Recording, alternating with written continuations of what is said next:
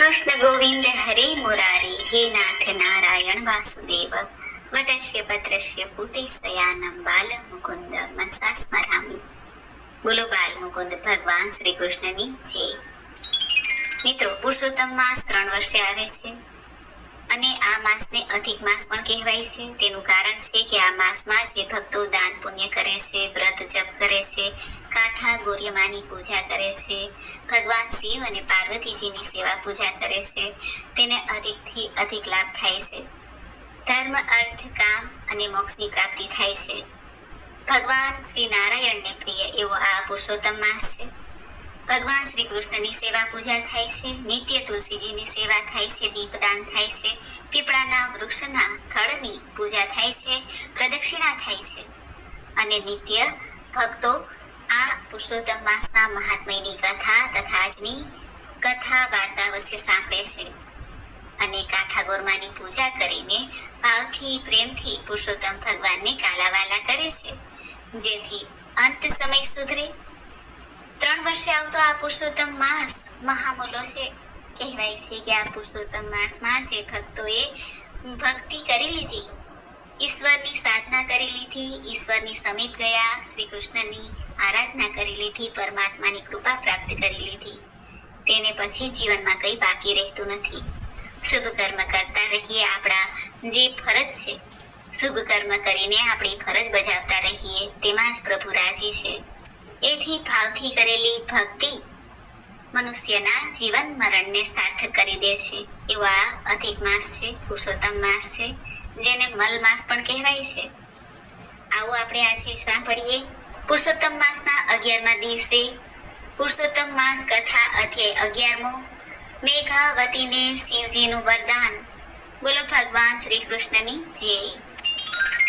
સુત પુરાણી સોનકાદી ઋષિઓને કહે છે, હે મુનિ શ્રેષ્ઠો, ઋષિ કન્યા મેઘાવતીએ ભગવાન શિવજીની ઉગ્ર તપસ્યા શરૂ કરી દીધી. સૂર્ય ગ્રીષ્મ ઋતુમાં આવતા તે 5 અગ્નિઓની વચ્ચે બેસતી, હેમંત ઋતુમાં શીતળ જળમાં બેસતી, ફક્ત પાણી બહાર પોતાનું મોઢું રાખતી, ચોમાસામાં જમીન ઉપર દર્ભાસન પાથરીને શરીરે કંઈ પણ ઓઢ્યા વગર સૂતી, તે આહારમાં ફક્ત સવાર સાંજ ધુમાડો જ લેતી.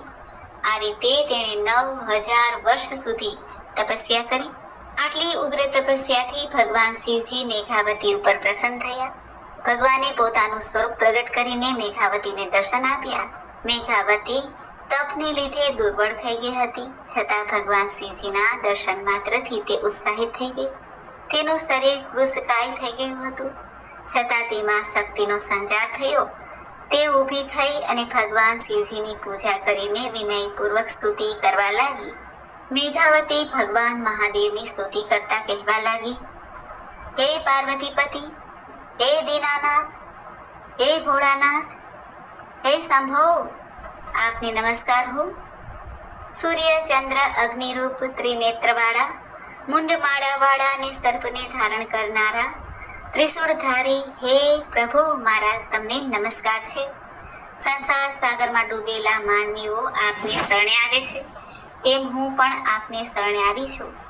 બાણાસુરના સર્જક, અલર્ક રાજાથી મૃત્યુ પામેલ પત્નીને સજીવન કરનાર હે નાથ, આપના ગુણ ગાવા દુર્લભ છે. ભક્તોના શત્રુઓનો સંહાર કરનારા, સંસારના આવાગમનનો નાશ કરનારા, જન્મ મરણને હરનારા એવા આપને હું વારંવાર નમસ્કાર કરું છું. ભગવાન શિવે મેઘાવતીની સ્તુતિથી પ્રસન્ન થઈને કહ્યું, હે તપસ્વીની, તારી જે કંઈ ઈચ્છા હોય તે દર્શાવ, હું તારા ઉપર પ્રસન્ન થયો છું. તું જે માંગે તે આપવા હું તૈયાર છું. ભગવાન શિવજીનું આ વચન સાંભળીને ઋષિ કન્યા બોલી, હે દીન દયાળુ, જો આપ મારા ઉપર પ્રસન્ન થયા હો તો મને પતિ આપો, પતિ આપો, પતિ માંગુ છું, માટે મને પતિ આપો, પતિ આપો. મારી બીજી કોઈ ઈચ્છા નથી. ભગવાન શિવજી બોલ્યા, હે ઋષિ કન્યા, તે 5 વાર પતિની માગણી કરી, તેથી હવે તને 5 પતિ થશે. તેઓ દાનવીર, સુરવીર અને ધર્મવીર હશે. મેઘાવતી ભગવાન શિવજીનું આ વિચિત્ર વરદાન સાંભળીને સ્તબ્ધ થઈ ગઈ. તેને આ સાંભળીને ઘણું દુઃખ થયું. મેઘાવતીએ ભગવાન શિવજીને કહ્યું, હે કૈલાસપતિ, મેં વરદાન માંગ્યું શું અને તમે મને આપ્યું શું?